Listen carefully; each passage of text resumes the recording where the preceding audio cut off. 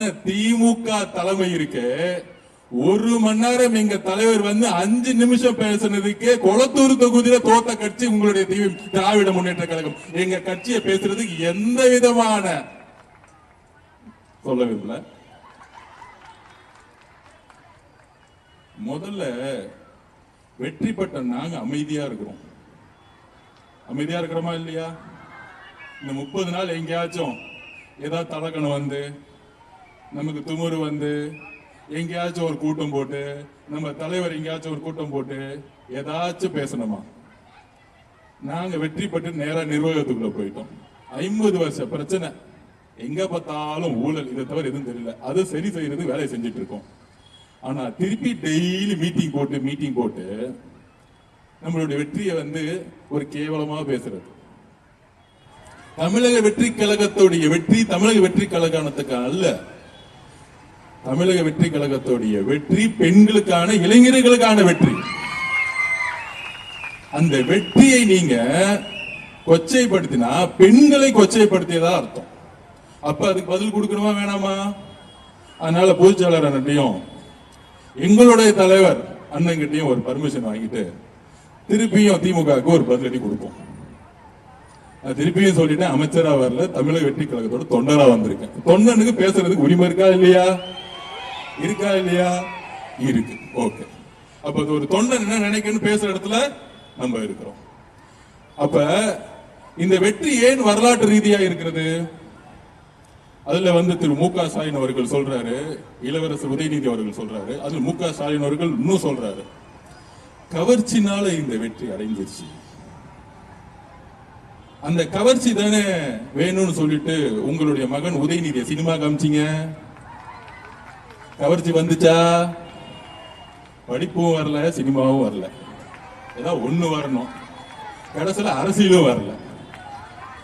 நாங்க அப்பயே சொன்னோம், பிறப்பால் ஒரு முதலமைச்சர் உருவாக கூடாது, மன்னர் ஆட்சியை ஒழிக்கணும். அதுதான் இந்த தேர்தல்.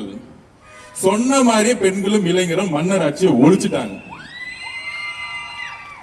ஏன் மிகப்பெரிய வரலாறு தெரியுமா? அறிஞர் அண்ணா உருவாக்கிய இயக்கம், கலைஞர் 50 வருடங்களாக கட்டி காப்பாற்றிய இயக்கம், எந்த வருஷத்திலும் இல்லாத ஒரு வரலாறு. திமுகவுக்கு ஏற்பட்ட தோல்வி ஏன் தெரியுமா? திமுக பல்வேறு தோல்விகள் தோத்திருக்கு. ஆனால் எப்பொழுதும் கலைஞர் தோல்வியற்றது அல்ல. திமுகவுடைய தலைவர் தோல்வி அடையல, முதலமைச்சராக இருந்து தோத்தது கிடையாது. திரு மு க ஸ்டாலின் அவர்களே, உங்களுடைய தோல்வி எதனால் திருப்பியும் சிந்திங்க. நாங்க வெற்றியை பற்றி கொண்டாடல. 108 தொகுதியில ஜெயிச்சிட்டோம். மித்த தொகுதியில ஏன் தோத்தன்னு ஆராய்ச்சி பண்ணிட்டு இருக்கோம். எங்க தலைவருக்கு பதில் சொல்ல முடியாம நாங்க நின்றுட்டு இருக்கோம். நானும் பொதுச் செயலாளரும் அன்னைக்கு தலைவர் வந்து இன்னும் 10 தொகுதி இல்லையேன்னு இருக்கும் பொழுது 10 நாள் நானும் பொதுச் செயலாளரும் ஒட்டுமொத்த தொண்டர்களும் அழுதுட்டு இருந்தோம். ஐயோ, இன்னும் 10 தொகுதி இருந்திருந்தா எங்க அண்ணன் வந்து தலை குனிய வேண்டிய அவசியம் இல்லையே அப்படின்னு. அப்ப எங்களுடைய வேலை அடுத்த நொடியிலிருந்து செஞ்சுட்டு இருக்கோம். இன்னும் வேலை செய்யணும், மக்கள்கிட்ட நம்பிக்கை உருவாக்கணும். தேர்தல் என்பது மக்களுடைய நம்பிக்கை, கவர்ச்சி அல்ல. தேர்தலுடைய வெற்றி கவர்ச்சி அல்ல, மக்களுடைய, பெண்களுடைய நம்பிக்கை. இந்த நம்பிக்கையை உருவாக்குவது ஒரு தலைவனுடைய வேலை. அரசியல் என்பது மக்களுடைய நம்பிக்கையும் அன்பையும் உருவாக்குவது. அப்ப இந்த தேர்தல்ல திமுக தலைவராக இருக்கக்கூடிய மு க ஸ்டாலின் அவர்கள் தோத்தாரு. திமுகவுடைய பொதுச் செயலர் திரு துரைமுருகன் அவர்கள் தோத்தாரு. ஒரு சாதாரண இளைஞர்களிடம் தோத்தார் திமுகவுடைய பொதுச் செயலாளர். அதற்கப்புறம் திமுகவுடைய பொருளாளருடைய மகன் தோல்வியுற்றார். அப்ப திமுகவுடைய தலைவர், பொதுச் செயலாளர், பொருளாளருடைய மகன் தோல்வியுற்ற ஒரே தேர்தல் 2026. இதை சாத்தியப்படுத்தியது எங்களுடைய தலைவர் திரு சி ஜோசப் விஜய் அவர்கள். இதை எந்த தலைவராலையும் செய்ய முடியல. இது கவர்ச்சிக்கானது இல்லை. திரு மு க ஸ்டாலின் அவர்கள் அப்படி நினைச்சிருந்தா நினைச்சுக்கோங்க. தமிழக வெற்றி கழகத்திலும் எங்களுடைய தலைவர் அவர்களையும் அண்டர்ஸ்டிமேட் பண்ணிக்கிட்டே இருங்க. ஒரு 4 இளைஞர்கள் இருக்காங்க, அவ்வளவுதான். கட்சி கட்டமைப்பு இல்ல. கட்சி கட்டமைப்போட இருக்காங்களா? பூத் இருக்காங்களா? எலெக்ஷன் அன்னைக்கு 75,000 பூத்துல 75,000 பூத்துலயும் அதுலயும் பாதி பூத்துல 60% பெண்களோட பிஎல்ஐயோட 12 மணி வரைக்கும் அந்த மிஷின் லாரியில ஏற வரைக்கும் வெயிட் பண்ணி கவுண்டிங் ஏஜென்ட் வரைக்கும் இருந்தது தமிழக வெற்றி கழகம். முடிஞ்சா திரு மு.க. ஸ்டாலின் அவர்களே, உங்களை சுத்தி இருக்கிற 10 பேரை வெளியே அனுப்பிச்சிட்டு ஃபீல்டு என்னன்னு முத போய் கத்துக்கோங்க. அதுதான் நான் சொல்ல முடியும். இன்னொரு டேட்டாவையும் சொல்றேன். கிட்டத்தட்ட 6 மாவட்டத்துல திமுக 6 மாவட்டத்துல ஒவ்வொரு பூத்துலயும் 25 பேர் இருக்குன்னு சொன்னாங்கல்ல. ஸ்டாலின் வருகிறார், ஒவ்வொரு வீட்டுக்குள்ள நுழைகிறார், பிஎல்ஏ மீட்டிங் போட்டாங்கன்னு. 6 மாவட்டத்துல சில பூத்துக்கள்ல 10 ஓட்டு கம்மியா திமுக வாங்கியிருக்காங்க. உங்ககிட்ட பிஎல்ஏ ஓட்டு இருந்தா அட்லீஸ்ட் 25 ஓட்டு வாங்கியிருக்க மாட்டீங்க. அப்ப அவரை சுத்தி ஒரு பிம்பம், மு.க. ஸ்டாலின் அவர்களுக்கு ஒண்ணும் தெரியுது இல்ல, ஒரு பிம்பத்தை உருவாக்கிடுறாங்க. இதெல்லாம் கவர்ச்சி. அதுக்கெல்லாம் காரணம் இன்ஸ்டாகிராம். இன்னும் ஒரு 75 வருஷ கட்சியோடைய ஒரு தலைவர் பேசுறாரு பாத்தீங்களா? தேர்தல் அரசியல்ல தோல்விட்டது காரணம் இன்ஸ்டாகிராம். அப்ப நம்ம ஒரு ஐடியா கொடுப்போம். அந்த இன்ஸ்டாகிராம் ஓனர் பாம்பேல இருக்காரு, அவர் எடுத்துட்டு திமுக கட்சியில சேர்த்துக்கோங்க. பேஸ்புக் ஓனர் எடுத்து திமுக கட்சியில் சேர்த்துக்கோங்க. வாட்ஸ்அப் ஓனர் எடுத்து திமுக கட்சியில் சேர்த்துக்கோங்க. திருப்பி திமுக 200 தொகுதியில் ஜெயிச்சிரும். அந்த 200 சொல்லட்டும், அதான் நமக்கு நல்லது. எப்பயுமே 200 தொகுதியில் வெல்வோம், 200 தொகுதி வெல்வோம், மக்கள் சைபர் கட் பண்ணி 20 தொகுதியில் ஜெயிச்சிருவாங்க. அப்படிதான் அனுப்புவாங்க. இன்னும் ஒரு தோல்விற்ற பிறகு வெற்றி அடைந்த நம்பல் மக்களுக்கான திட்டங்கள்ல ஒவ்வொரு நாளும் முதலமைச்சருடைய கட்டளைப்படி, வழிகாட்டுதலின்படி போக்கஸ் பண்ணிட்டு இருக்கோம். ஆனா மைக் இருக்குன்னு திடீர்னு இளைஞர்ல ஜென்சி மீட்டிங்கா. தேங்க்யூ தலைவா. ரோடு பிளாக் ஆயிடுன்னு நினைக்கிறேன். திடீர்னு ஜென்சி கூட்டம். இதே எலெக்ஷன் முன்னாடி ஜென்சின்னு சொல்லும் போது அதுக்கு வேற பேர் வச்சுட்டாங்க. ஜென்சியா? இவங்களுக்கு எல்லாம் என்னப்பா தெரியும்? 15 வயசு பசங்க, ஸ்கூல் போக சொல்லுங்க பசங்கள. ஆனா இன்னைக்கு ஜென்சி கூட்டத்தை போட்டுட்டு அதுல உட்கார்ந்து இருக்கவங்க எல்லாம் 60 வயசு.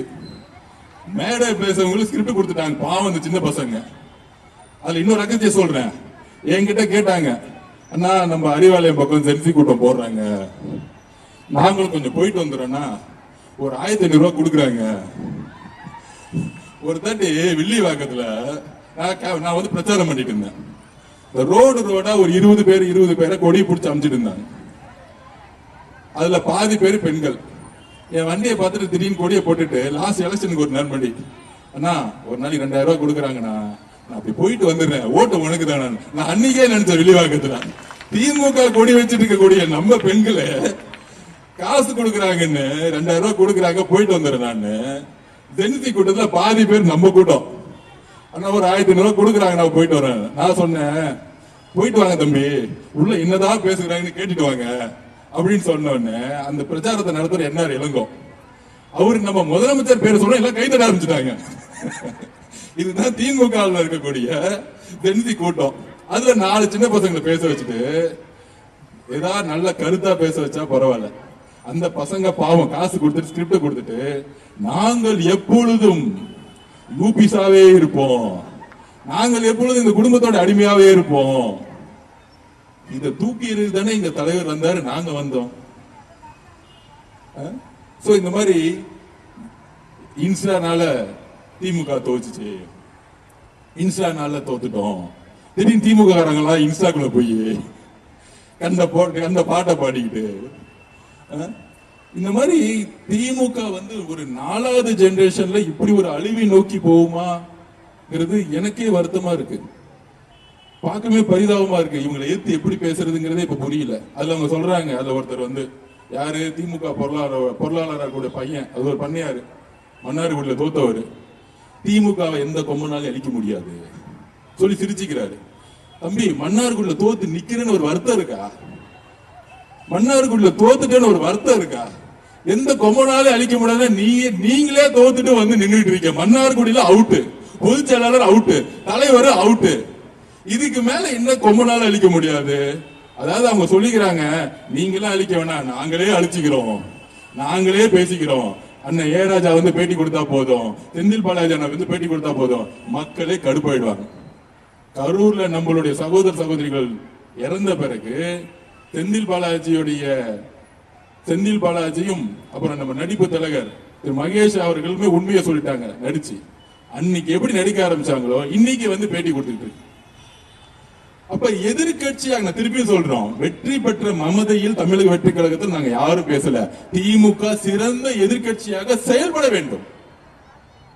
அவர்களுக்கான மரியாதையும் அவர்கள் மேல நம்பிக்கையும் எங்களுக்கு இருக்கு. ஆனால் எதிர்கட்சி மரியாதை செயல்படுறாங்க. நம்மளை பார்த்து கிண்டல் பண்றதும் கேலி பண்றதும் தலைவரை ஒருமையில பேசுறதும் இன்னும் தொடர்ந்துகிட்டு இருக்கு. இன்னும் படிப்படியே வரல. ஏன் தோத்தாங்கிறது நமக்கு நல்லா தெரியும். நானும் இந்த ஒரு 60 நாளா பார்த்துட்டு 30 நாளா பார்த்துட்டு இருக்கேன். யாராச்சும் ஒருத்தர் வந்து அது உண்மையை சொல்லுவாங்களான்னு பார்த்துட்டு இருக்கேன். திமுக தலைவர் அவர்களும் சொல்லல, தன் மகன் இளவரசர் உதயநிதி அவர்களும் சொல்லல, அந்த கட்சியில யாருமே சொல்லல திமுக ஏன் தோத்துச்சுன்னு உண்மையா இது வரைக்கும் சொல்லல. நான் 2002 இருந்து இன்னைக்கு வரைக்கும் முரசொலியை படிச்சுக்கிட்டே இருக்கிறேன். கலைஞர் எழுதிக்கிட்டே இருப்பார் உடன்பரப்புல இருந்து. இன்னைக்கு வரைக்கும் படிக்கிறேன். திமுக பத்தி ஒவ்வொரு நொடியும் தெரியும், ஒவ்வொரு காலத்துல என்ன மாதிரி செயல்பட்டுக்கு தெரியும். திரு கலைஞர் அவர்கள் எதிர்கட்சியா இருக்கும்போது எப்படி செயல்பட்டார்னு பார்த்தாலே கொஞ்சம் அறிவு வந்துடும். ஆனா சுத்தமா வரவே இல்லை. நேரா போய் மைசூர்ல உட்கார்ந்துக்கிட்டு பிஜேபியோட எப்படி கூட்டணி போடலாம்னு பேசிக்கிட்டு இருக்காங்க, பையனும் மாப்பிள்ளையும். அப்ப இந்த கட்சியை ஆட்சியை ஒழிச்சது யாரு? அவங்கதான் ஒழிச்சது, அந்த குடும்பம் தான். தலைவர் சொன்னார் பாருங்க, திமுகவோட தோல்விக்கு உங்களுடைய குடும்பம் தான் காரணம், வேற யாரு காரணம்? அது செய்த தவறுகள் என்ன? அதை அனலைஸ் பண்ண வரல. அப்படி அனலைஸ் பண்ண வராது, நமக்கு ரொம்ப நல்லதுங்கிறத பதிவு பண்றேன். ஒருத்தர் ஏன் தோத்தாருன்னு தெரிஞ்சுக்கிட்டாதான் அடுத்த வெற்றி பெறத்துக்கு முயற்சி நடக்கும். இப்ப நம்ம 108 தொகுதியில் ஜெயிச்சிட்டோம், 75 தொகுதி 2வது இடத்துல வந்திருக்கிறோம். அதுல 30-40 தொகுதி 5000 ஓட்டுகளை தோத்துருக்கோம். 2000 ஓட்டு, 100 ஓட்டு, 500 ஓட்டுன்னு தோத்துருக்கோம். இத பொதுச்செயலாளர் அவர்களும் நாங்களும் ஒவ்வொரு நொடியும் இனிமேல் தேர்தல் நடந்தால் தலைவர் 200 தொகுதியில கூட்டணி கட்சியில சேர்ந்து 234 தொகுதிக்கு நம்ம கடுமையா வேலை செய்யணும். கடுமையா வேலை செய்யணும். இப்ப இருந்து வேலையை ஆரம்பிச்சிட்டோம். அதற்கு அரசாங்கத்தில் கூடிய திட்டங்கள் நேர்மையாக நடக்கணும். தலைவர் சொல்லிட்டாரு, அது செஞ்சு காமிக்கணும். தலைவர் வழிகாட்டிட்டாரு, செஞ்சு காமிக்கணும். இதை தவிர எங்களுக்கு எந்த வேலையும் கிடையாது. அப்ப தேர்தல் வெற்றி பிறகு என்ன சூழ்ச்சி நடந்துச்சு? அப்பயும் அவங்க திருந்தல. தமிழக வெற்றி கழகத்துல அக்கா வந்தாங்களே, அதிமுக வந்தவங்க ஏன் வந்தாங்க? ரிசல்ட் வந்துட்டே இருக்கு. 7 மணிக்கு 108 நிக்கிறோம், 10 மணி 108 நிக்கிறோம், 11 மணி 12 மணி கிடைக்கும், திருப்பி 108 நிக்கிறோம். நைட்டு 1 மணிக்கு திமுக தலைவர் மு.க. ஸ்டாலின் அவர்களும் தன்னுடைய மகன் உதயநிதி அவர்களும் அதுக்கப்புறம் இபிஎஸ் திரு பழனிசாமி அவர்களும் 2 பேர் 1 மணி பேச ஆரம்பிச்சாங்க. என்ன பேசுறாங்க? நம்மள பார்த்து குதிரை பேர நடத்துறான்னு நினைக்கிறேன். இவங்க யானை பேர நடத்திட்டு இருக்காங்க. நைட்டு உட்காந்துக்கிட்டு 2 பேரும் சேர்ந்து பிஜேபியோட சேர்ந்து தமிழக வெற்றி கழகத்துடைய தலைவரை முதலமைச்சராக உட்கார வைக்க கூடாது. இவ்வளவுதான் குறிக்கோள், வேற எந்த குறிக்கோளும் கிடையாது. புரட்சி தலைவி அம்மா அவர்கள் உருவாக்கிய இயக்கம், அந்த அம்மாவை ஜெயிலுக்கு அமைச்சு எல்லா விதமான கடைசி வரைக்கும் துன்பப்படுத்திய கட்சி திமுக. அந்த கட்சியோட திரு இபிஎஸ் அவர்கள் சேர்ந்து எப்படி முதலமைச்சரா உதயநிதி ஆவராரா இல்ல இபிஎஸ் ஆவராரா, இதுதான் 2 பேருக்குள்ள இருக்கக்கூடிய பேச்சுவார்த்தை. கடைசி வரைக்கும் இதுக்குள்ள எந்த வேலையும் முடியல. முடியாதனால நாங்கள் எதிர்கட்சியா இருக்கிறோம் ஒரு ஸ்டேட்மெண்ட் வந்துருச்சு. இது சொன்னது நம்ம இல்ல, மார்க்சிஸ்ட் கம்யூனிஸ்ட் தலைவர் திரு பேபி அவர்கள், ஐஎம்எல் கட்சி திரு காதர் மோதின் அவர்கள் கூட்டணி கட்சிகள்லாம் கூப்பிட்டு இந்த ப்ரொபோசலை கொடுத்திருக்காங்க. அவங்க எல்லாம் வெளியே வந்து உண்மையை சொல்லிட்டாங்க. ஏன்? அவங்க மத சார்பற்ற கொள்கையில் உறுதியா இருக்கிறாங்க. மக்களுடைய தீர்ப்பை உறுதியாக நம்பக்கூடிய இடத்துல தலைவர்கள் இருந்தாங்க. அப்ப காங்கிரஸ் வந்து நமக்கு சப்போர்ட் பண்ண உடனே கம்யூனிஸ்ட் கட்சி தோழர்களும் விசிக தோழர்களும் அண்ணன் திருமாவளவர்களும் ஐஎம்எல் தலைவர்களும் ஆதரவு கொடுத்து தலைவர்கள் முதலமைச்சராக உட்கார்றதுக்கு மக்களுடைய தீர்ப்பை வணங்கி நமக்கு உதவி செய்யல, நம்மளோட சேர்ந்தாங்க. அதுக்குதான் தலைவர் மாநாடப்ப ஒண்ணு சொன்னார், ஆட்சியிலும் பங்கு அதிகாரத்திலும் பங்கு. அதுக்கு முன்னாடி நான் சொன்னதுக்காக தான் கட்சி விட்டு தூக்கிட்டாங்க. அதுக்கப்புறம் தலைவர் சொன்ன பிறகு ஃபர்ஸ்ட் நான் ட்வீட் போட்டேன், எஸ் இவர் சொல்றதா உண்மை அப்படின்னு. அவர் சொன்ன அந்த நொடி அன்றையிலிருந்து தேர்தல் முடிவு வரைக்கும் எல்லா கட்சியும் நம்மளுடைய தலைவரை பார்த்து கிண்டல் பண்ணி கேலி பண்ணல. ஆட்சியிலும் பங்கு அதிகாரம் பங்கு யாருமே வரலையே தலைவரை நோக்கி. இன்றைக்கு அது சாத்தியப்படுத்தினாரா இல்லையா? எங்களுடைய தலைவர் ஸ்ரீ ஜோசப் அவர்கள் சாத்தியப்படுத்தினாரா இல்லையா? இன்னும் அண்டர் எஸ்டிமேட். அவரு சொன்னா அது நடக்கும், இல்லைன்னா சொல்லவே மாட்டார். இன்னைக்காச்சும் தெரிஞ்சுக்கோங்க. அப்ப இந்த தேர்தலை சூழ்ச்சியெல்லாம் முடிச்சு முதலமைச்சர் ஆன பிறகு அடுத்த கேள்வி, 30 நாளுக்குள்ளேயே இவங்களுக்கு எல்லாம் நிர்வாகம் தெரியுமா? இங்க பிரச்சனை அங்க பிரச்சனை. 50 வருஷத்துல இல்லாத ஒரு மிகப்பெரிய சாதனையை நீ முதல் அமைச்சரவையில நான் பதிவு பண்ண. மாண்புமிகு முதலமைச்சர், நம்மளுடைய முதலமைச்சர் ஒரு பெரிய சாதனையை செஞ்சிருக்கார். அது என்ன சாதனை தெரியுமா? தமிழ்நாட்டில் 34 35 டிபார்ட்மெண்ட்ல எப்பொழுதும் ஒரு 10 துறையில அதிகமான ஊழல் நடக்கும். அதுல பொதுத்துறை, அது வந்து பிடபிள்யூ டிபார்ட்மெண்ட், பொதுப்பணித்துறையா இருக்கட்டும், நெடுஞ்சாலை துறையா இருக்கட்டும், ஹவுசிங் போர்டா இருக்கட்டும், டிடிசிபியா இருக்கட்டும், ரிஜிஸ்ட்ரேஷன் டிபார்ட்மெண்டா இருக்கட்டும், சத்துணவா இருக்கட்டும், உள்ளாட்சி துறையாகட்டும், எல்லா துறையிலும் திமுக ஆட்சிக்கு வந்திருந்தா டாரிஃப் போட்டிருப்பாங்க. என்ன டாரிஃப் தெரியுமா?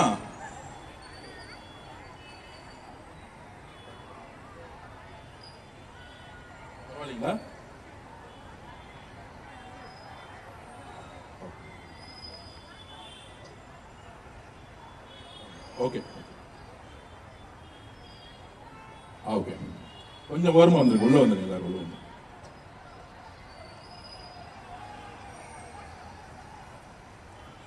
அண்ணா கொஞ்சம் எல்லாரும் உள்ள வர சொல்லுங்க. கொஞ்சம் எல்லாரும் உள்ள வந்துருங்க, எல்லாரும் உள்ள வந்துருங்க. அப்போ ஒரு டாரிஃப் போட்டிருப்பாங்க. ஆனா முதலில் வரலாற்றில் முதலமைச்சர் ஃபண்டு, முதலமைச்சர் குடும்ப fund, party fund, minister fund, MLA fund ஒழிச்சது எங்களுடைய தலைவர் முதலமைச்சர். இது யாரும் செஞ்சது கிடையாது. இந்நேரம் திமுக வந்திருந்தா ஒரு 10,000 கோடி ரூபாய் கலெக்ஷன் பண்ணிருப்பாங்க. இதுதான் நடந்திருக்கும். அப்ப மக்களுடைய திட்டங்கள் போய் செயல்படுமா? செயல்படவே படாது.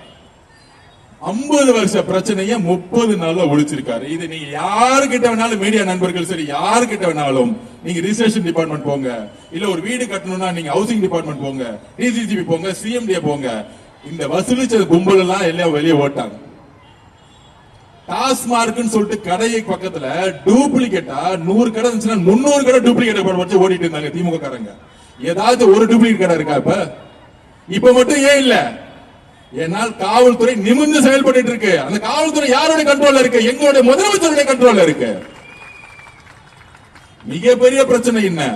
இந்த 5 வருஷத்துல ட்ரக்ஸ் விட்டுட்டாங்க எல்லா தெருவிலையும். இப்ப அந்த ட்ரக்ஸ் எடுக்கிறவங்க பெண்களுடைய பாதுகாப்புக்கு அச்சுறுத்தலா இருக்கிறாங்க. இப்ப ட்ரக்ஸ் ஒழிக்கிறது தான் பெண்களுடைய பாதுகாப்புக்கு முழு சுதந்திரம் கிடைக்கும்.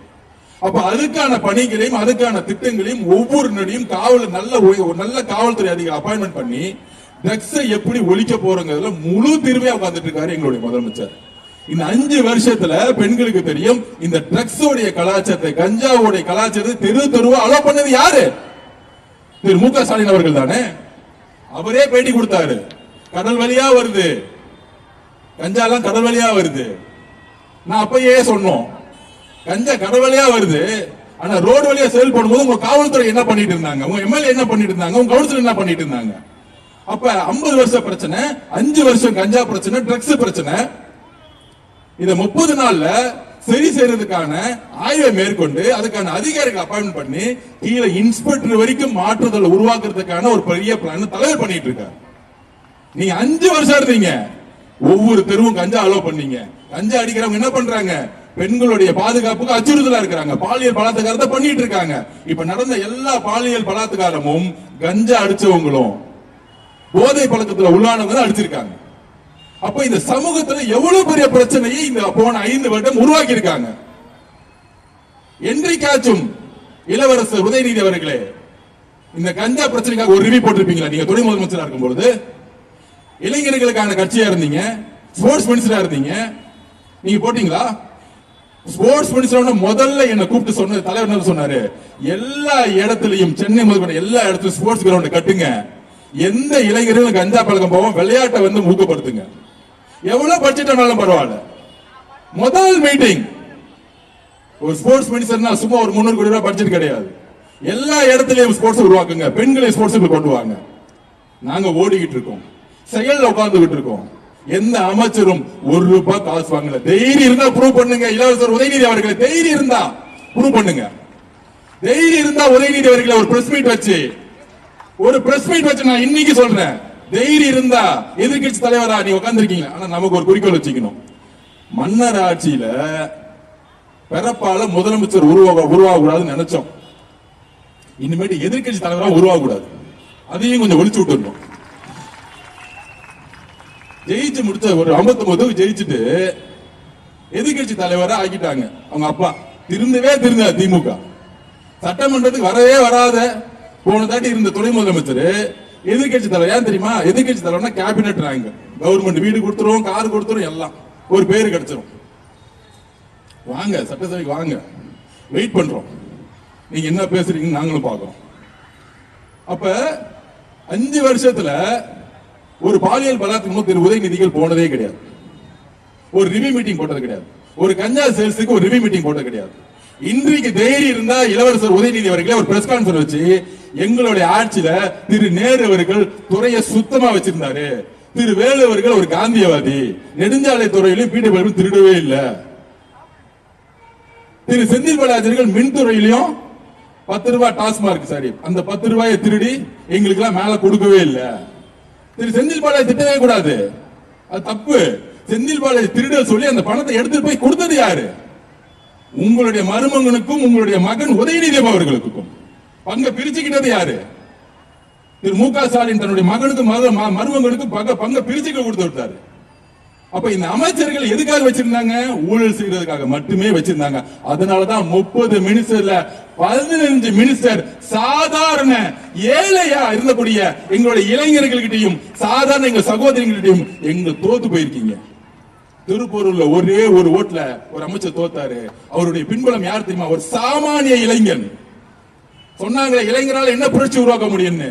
It's youth revolution and women revolution. அதை உருவாக்குறது எங்க தலைவர். அப்ப சாமானியன் ஒரு பெரிய அமைச்சரை 100 கோடி ரூபாய் செலவு பண்ண தூக்கி எறிஞ்சார்னா, உள்ளபடி சொல்ற பெரியார் உயிரோடு இருந்திருந்தால் எங்கள் தலைவரை கட்டி அணைத்திருப்பார். திரு அண்ணா அவர்கள் உயிரோடு இருந்திருந்தால் கட்டி அணைத்திருப்பார். ஏன் தெரியுமா?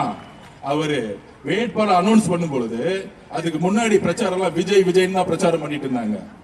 ஆனால் வேட்பாளரா சொல்லும் பொழுது என்னுடைய ஐடென்டிட்டி நான் ஏன் மறைக்கணும்? என்னுடைய பெயர் திரு சி ஜோசப் விஜய்னு சொல்லும் பொழுது அங்க மதவாதத்தை ஒழித்தார். தமிழ்நாட்டை மதவாதத்தை ஒழித்தாங்க. தமிழக மக்கள் இந்த மதமா அந்த மதமான்னு பார்க்கல, ஒரு நல்ல தலைவர் ஒரு நல்ல மகன் வேணும் நினைச்சாங்க. அதுக்கப்புறம் ஒட்டுமொத்த ஜாதியும் ஒழிச்சிட்டார். இந்த ஒவ்வொரு வேட்பாளரும் இந்த ஜாதியா அந்த ஜாதியா பார்க்கவே இல்லை. இது விஜய் அவர்கள் முதலமைச்சரா வரணும், என் பிள்ளைக்கு நான் ஓட்டு போறேன்னு சொல்லிட்டு ஜாதியை ஒழிச்சிட்டாங்க. அதுக்கு அடுத்த முக்கியமான ஒரு விஷயம் இருக்கு. 40 கோடி ரூபாய் செலவு பண்ண திமுகவையும் 25 கோடி ரூபாய் செலவு பண்ண அதிமுகவையும் தூக்கி எறிஞ்சு தமிழக வெற்றி கழகத்துடைய சாதாரண மகன்களையும் மகள்களையும் தத்தெடுத்தாங்க நம்மளுடைய பெண்கள்.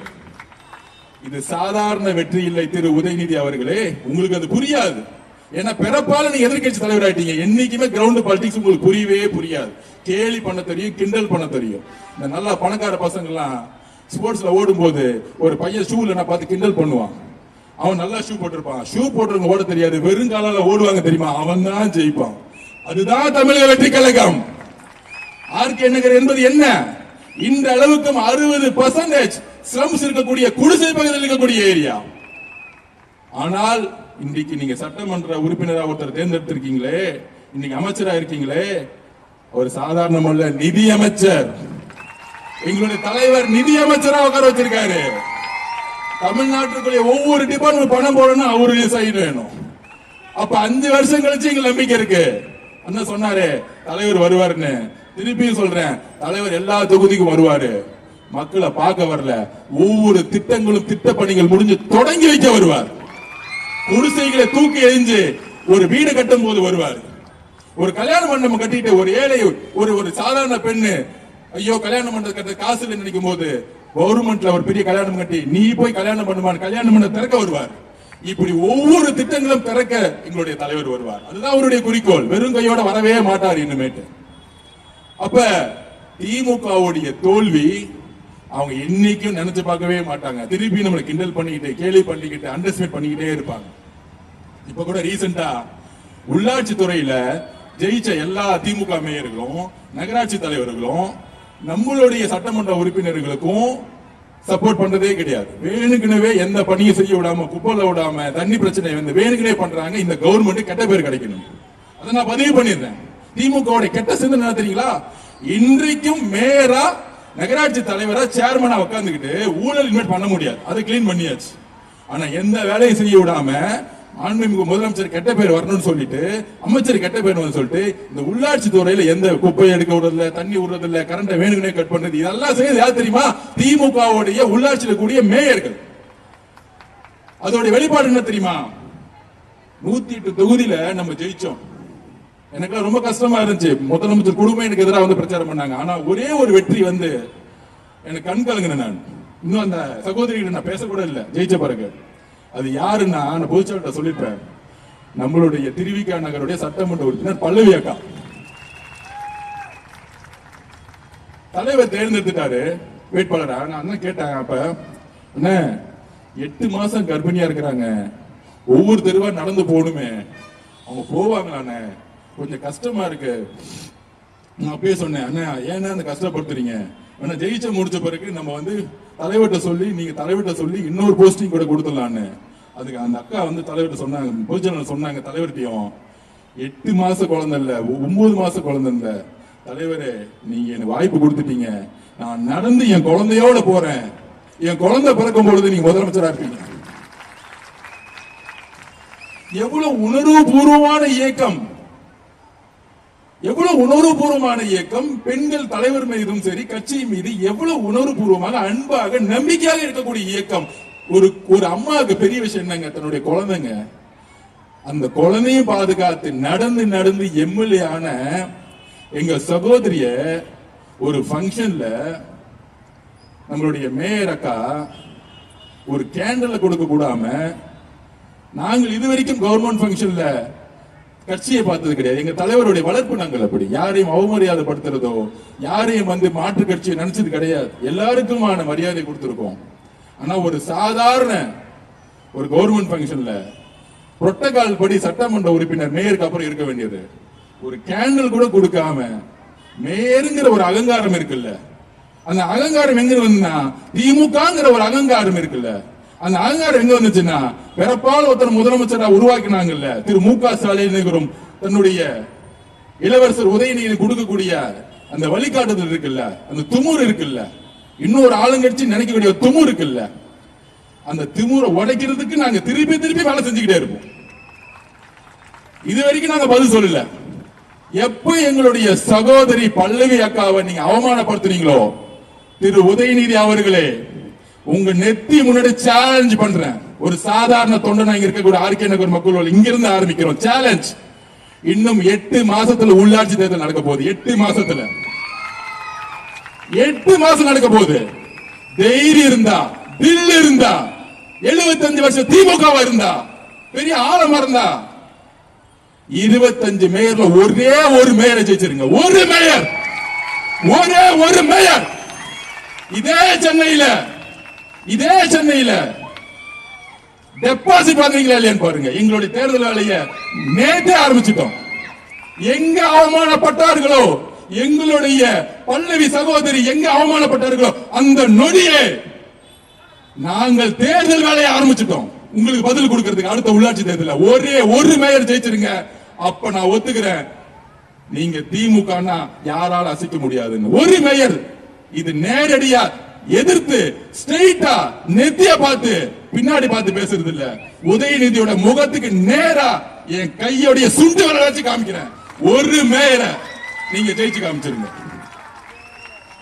ஏன் இந்த கோபம் வருதுன்னா, சாதாரண தலித் குடும்பத்திலிருந்து பிறந்து வந்தவங்க சகோதரி 8 மாத கர்ப்பிணி பெண்ணா இருந்து நடையா நடந்து ஜெயிச்சு முடித்த 30 நாள்ல டெலிவரி பண்ண எங்க அக்காவை குழந்தைய வீட்டுல வந்துட்டு அரசு நிகழ்ச்சி எங்க தலைவர் எதுவும் நினைச்சு கூடாதுன்னு வந்த ஒரு பெண்ணை எங்களோட சகோதரி அவமானப்படுத்திட்டீங்களா, அங்கிருந்து எங்களுடைய கோபம் உருவாயிருச்சு. திமுக எந்த காலத்திலும் பெண்களை மதிக்காதற்கு இங்க இருக்கக்கூடிய மேயர் அவர்களே சாட்சி. ஒரு பெண் இன்னொரு பெண்ணை மதிக்காத காரணம் திமுகவுடைய வளர்ப்பு, திரு மு க ஸ்டாலின் அவர்களுடைய தோல்வி, திரு உதயநிதி அவர்களுடைய கேவலமான சிந்தனைகள். இதுல இருந்து நீங்க கட்டமைப்பை மாத்தலனா எந்த காலத்திலும் ஜெயிக்க முடியாது. அப்ப சொல்றேன், திரு மு க ஸ்டாலின் அவர்கள் தான் கலைஞர் குடும்பத்துடைய கடைசி முதலமைச்சர். எழுதி வச்சுக்கோங்க, கடைசி முதலமைச்சர். இன்னொரு ஒரு முதல்வர் கருணாநிதி குடும்பத்திலிருந்து உருவாக முடியவே முடியாது. தமிழக மக்கள் எங்களுடைய தலைவர் இருக்கிற வரை உங்க கருணாநிதி குடும்பத்திலிருந்து ஒரு முதலமைச்சர் உருவாக முடியவே முடியாது. அதுக்கப்புறம் கூட்டணி கட்சிகளை அசிங்கமா பேசுறது, அசிங்கமா காங்கிரஸ் அசிங்கமா பேசுறது. அதாவது தேர்தல் முடிஞ்ச உடனே அவங்க கிட்ட சொல்லிட்டு போலையாம், பர்மிஷன் கேட்டு போலையாம். இதுதான் பண்ணையார் மனத்தாண்மை. அவங்க ஒவ்வொரு கட்சி உயர்நிலை பொலிக்குழு போட்டு மக்களுடைய தீர்ப்பை வரவேற்று சப்போர்ட் பண்றாங்க காங்கிரஸ். அதுல அதிகப்படியான விமர்சனம் எங்க தெரியுமா? விசிகே தலைவரை பார்த்து, இன்னொன்னு ஐஎம்எல் தலைவரை பார்த்து. நான் ஒன்னே ஒண்ணு பதிவு பண்றேன், 35% வந்து நம்ம தனியா எடுத்தோம், 30 கோடி செலவு பண்ணல, கூட்டணி கிடையாது, தலைவரை பிரச்சாரம் பண்ண உள்ள நம்மளுடைய வேட்பாளர்கள் ரொம்ப ரொம்ப ஏழ்மையான குடும்ப ஏழ்மையில இருந்து வந்தவங்க இளைஞர்கள். நம்ம 35% எடுத்துட்டோம். 31% திமுக. எப்ப 26 கட்சி கூட்டணியோட 40 கோடி ரூபாய் செலவு பண்ணி 30 அமைச்சர்கள் நாடாளுமன்ற உறுப்பினர்கள் பிரச்சாரத்துக்கு பண்ணி 31% எடுத்துட்டு அதுல திமுக மட்டும் 23, 24, 25% மேல எடுக்கல. அப்ப 26 கட்சி கூட ஓட் பேங்க் வச்சுக்கிட்டு 31% எடுத்தது தோல்வி கிடையாதான். நம்மளுடைய வெற்றி வந்து நினைச்சு நிக்காதான். அவங்க அப்படியே நினைக்கிட்டோம், திமுக அப்படியே நினைக்கிட்டோம். நம்ம 35 அடுத்து 55% வேலை பார்ப்போம். அதுதான் நம்மளுடைய அடுத்த குறிக்கோள். அப்ப விசிகே பார்த்து சொல்றாங்க, எங்களை மதிக்கவே இல்லை, எங்களை சொல்லாம போயிட்டாங்க. அதாவது இந்த மாமன்னன் படம் வருது பாத்திருக்கீங்களா? மாமன்னன் படம் ஒன்று பார்த்திருப்பீங்க. அதுல அந்த புள்ளதான் நடிச்சிச்சு. அதுல வடிவேலு சார்ல உட்கார வைப்பார். அதாவது அதுல என்ன கருத்து தெரியுமா? அவர் வந்து ஒரு தலிதா இருப்பார், ஆனா எம்எல்ஏவா இருப்பார். அந்த ஆளக்கூடிய ஒரு வர்க்கம் நம்ம உதயநிதி மாதிரி முன்னாடி உட்காரக்கூடாதுன்னு சொல்லி வச்சிருக்கோம்.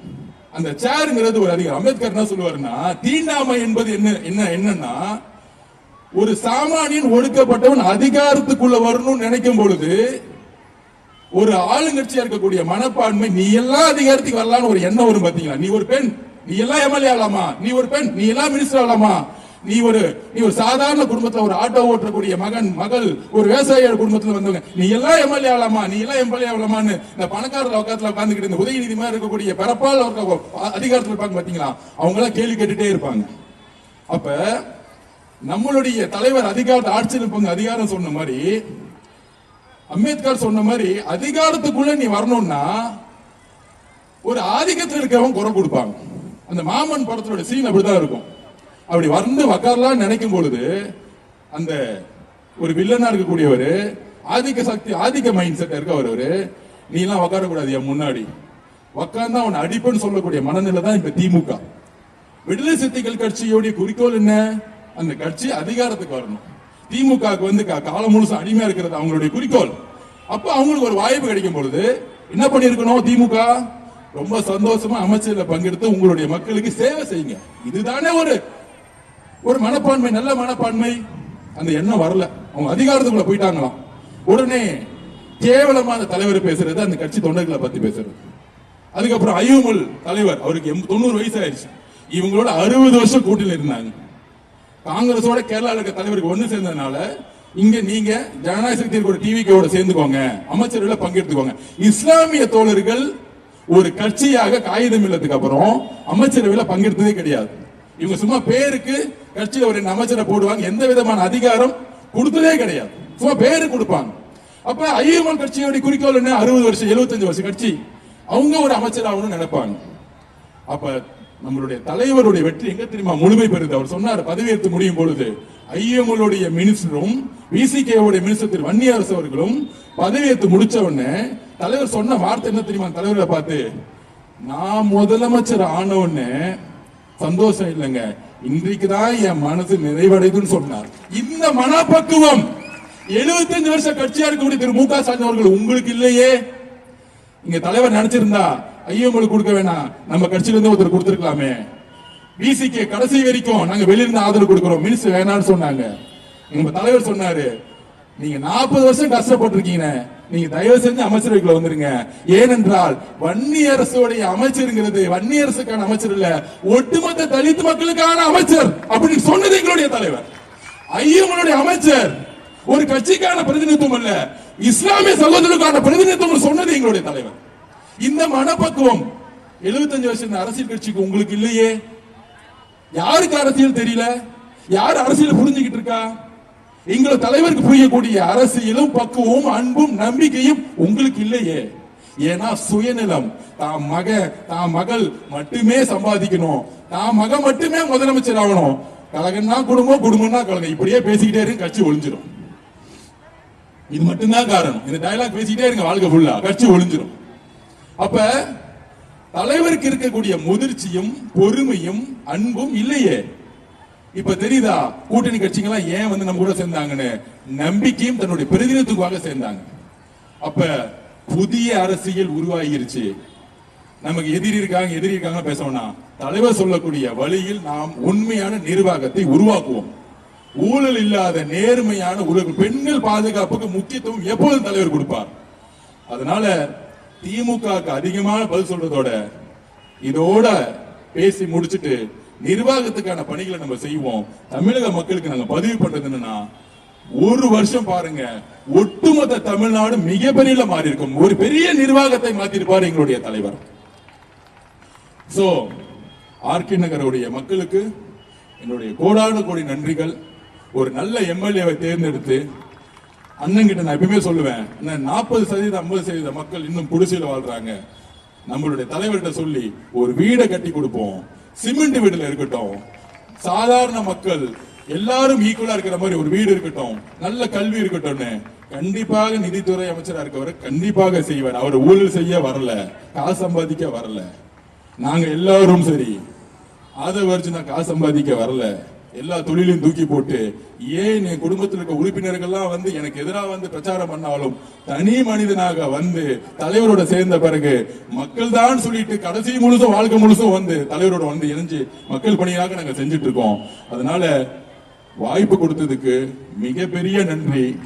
ஒரு பெரிய அரசியல், புதிய அரசியல் உருவாயிருச்சு. அது மக்களுக்கான அரசியல். தலைவர் எவ்வளியோ நாம் அம்பளி. தலைவர் எவ்வளி போவார்னா மக்களோட வழியில தான் தலைவர் இருப்பார், மக்களுடைய சிந்தனைகளா தலைவர் இருப்பார். பெண்கள் என்ன நினைக்கிறாங்களோ அது அது கண்டிப்பாக செய்வாருங்கிறத சொல்லி ரொம்ப ரொம்ப நன்றி. ரொம்ப திருப்தியா இருக்கு. இதே மேடையில 45 நாளுக்கு முன்னாடி ரொம்ப கஷ்டமான ஒரு பிரச்சார சூழ்நிலை இருந்து இன்றைக்கு உங்க முன்னாடி ஒரு நம்பிக்கையோட, நீங்க கொடுத்த ஒரு நம்பிக்கையோட பயணிக்கிறோம். உங்கள் எல்லாருக்கும் என்னோட நன்றிகளை நான் தெரிவிக்கிறேன்.